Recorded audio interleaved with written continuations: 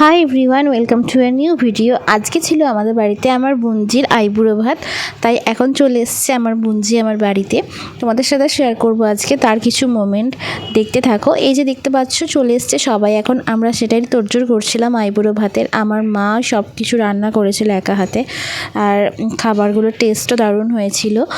তো অনেক দিন পর দেখা হয়ে বেশ ভালো লাগছিল। আমরা ছোটো থেকে খেতে বসে আমাদের গল্প করতে করতে প্রায় বিকেল 5টা বেজে গেছিলো। আমরা হাত না ধুয়েই অতক্ষণ ধরে গল্প করছিলাম, মানে অনেক দিন পর দেখা হলে যেটা হয়, এত গল্প জমেছিল সবার মধ্যে।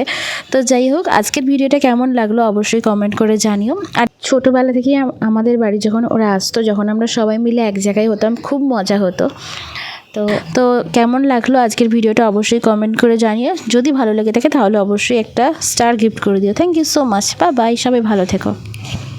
যেহেতু আমার রিসেন্টলি বিয়ে হয়েছে, তাই নতুন অ্যালবাম দিয়ে গেছে, আর সবাই মিলে এখন সেই অ্যালবাম দেখা চলছিল, সাথে গল্প গুজব। আমরা এখানে খাচ্ছি, সুন্দর কিন্তু চিকেনটা রান্না করেছি।